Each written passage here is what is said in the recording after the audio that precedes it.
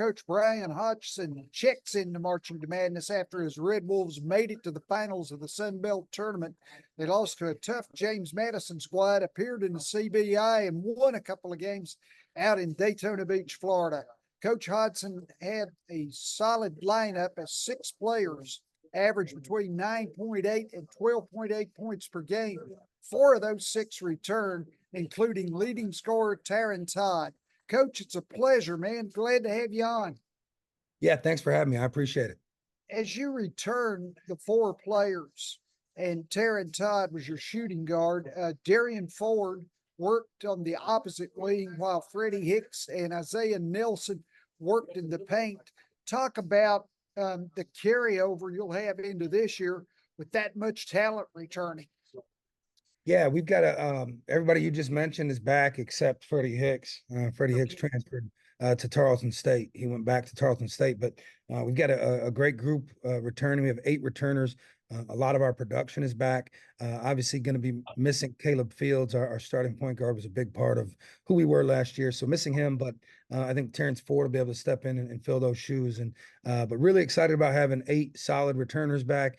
It's made practice and workouts this summer and fall a lot smoother. And we have some leadership returning, and it's really helped kind of shape the way that we want our program to look at a much faster pace than we were able to do last year. Yeah, I saw the fast pace, and I know you were Nate Oates' assistant at Buffalo and Alabama.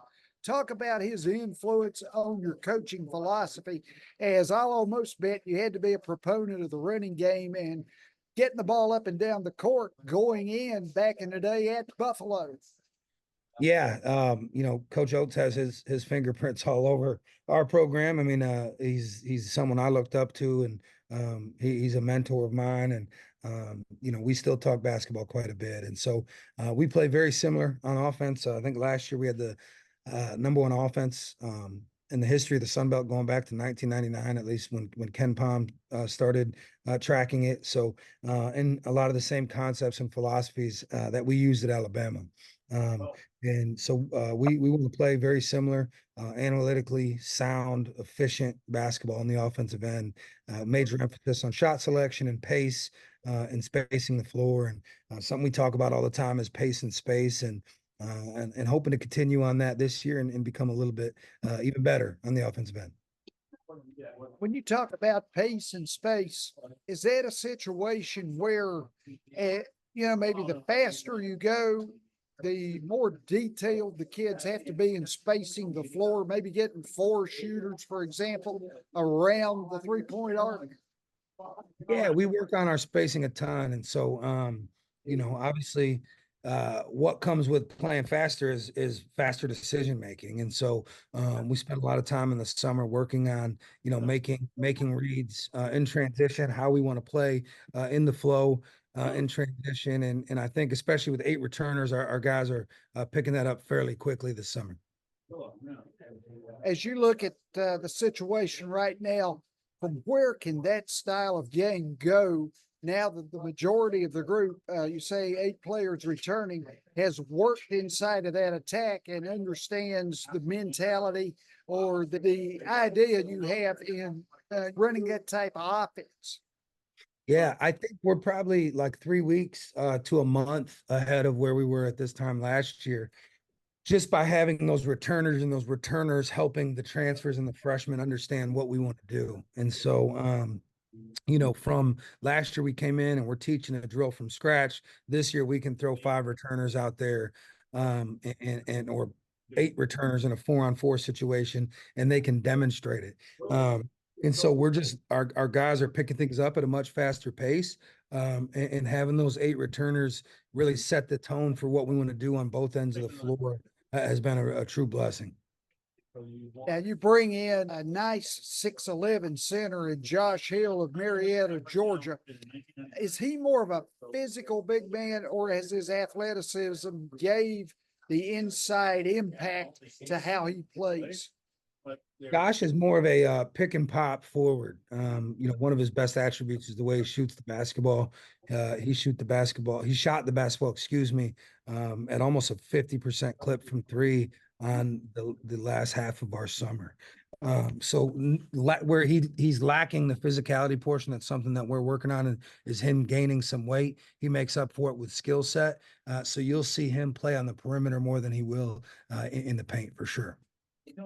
When you and your staff teach players the basics of your style and how to use their skills to improve themselves and the team, how quickly can they generally grow into a better overall player with more dynamics? It's everything's a process, obviously, and playing fast is not easy. You got to be more skilled, and you've got to have a higher basketball IQ because you're just doing everything quicker. But we spent a lot of time watching film.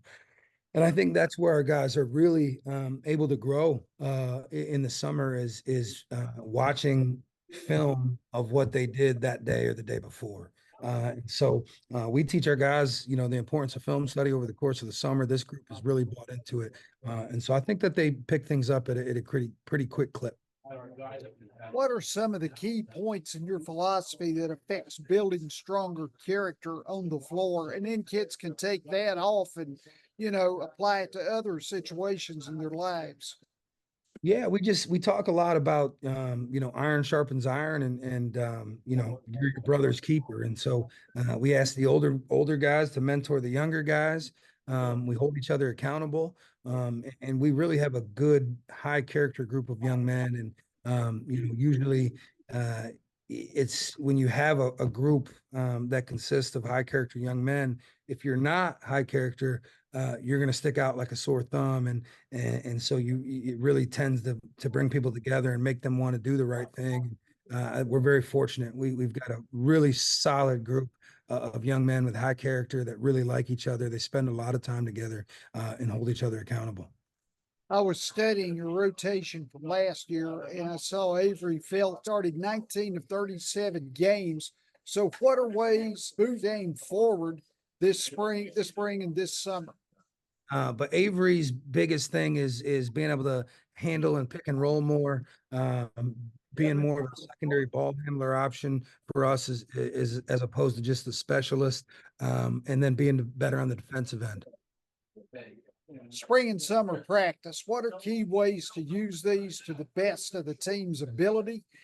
Is it by stressing ways that an individual can improve his game so he has a stronger dynamic when preseason practice will roll back around? Yeah, you want to spend the summer, really sharpening your tools. And so we put together what we call daily vitamins, something that we got from the San Antonio Spurs. It's like, you take vitamins for your health, every day. These are things that you need to do every day for your game to develop and for it to translate to the floor. So we spend the summer working on those vitamins and really breaking down our guys' games to the nuts and bolts, and then building them back up and improving on the things that they need to improve on to have more of an impact on the floor. The Red Wolves won 2 games in the CBI in Daytona Beach, as we said. How did you use this as a positive springboard looking forward to this upcoming season? Gave our guys a good postseason experience. Obviously, we were able to go to Pensacola, the Sun Belt tournament, and win 2 games, and then win 2 games in the CBI. Excuse me.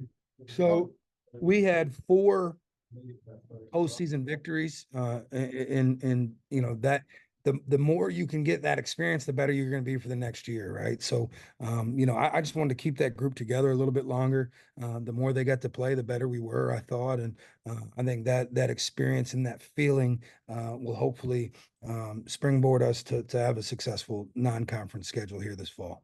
Last thing, Coach, when looking at the Sun Belt, it is potentially one of the growing conferences in the country, and its depth is really good.